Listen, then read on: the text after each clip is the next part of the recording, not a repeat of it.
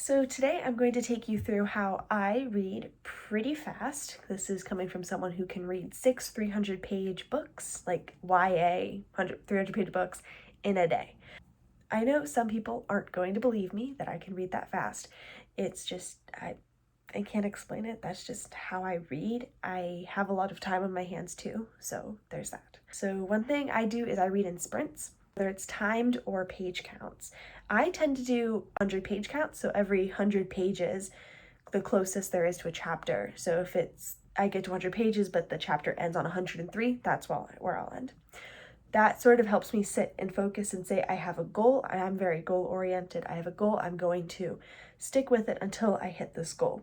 And then I generally because it takes a little bit, if you're reading YA fantasy, it takes a while for the book to get going. So that sort of keeps me with the book until it gets going, and I just find myself motivated to keep reading.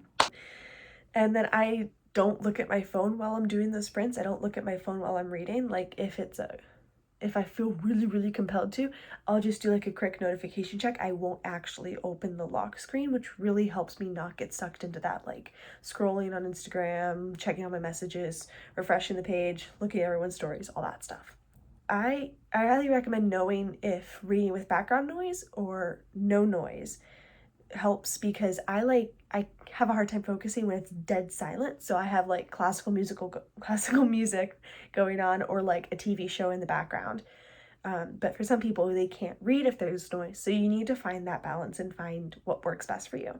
And then I have a go-to reading spot. I find that it helps me so I can build a routine so that when I sit down in that spot, I'm like, oh, I should be reading, rather than like always having this sort of chaotic place, like you're reading one spot, reading one spot, reading one spot, reading one spot.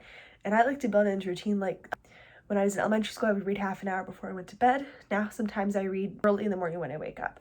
So it really is all about what works best for you in your normal schedule, but also building that routine so you find reading to be easier and that you can complete it more often because you have that schedule built in.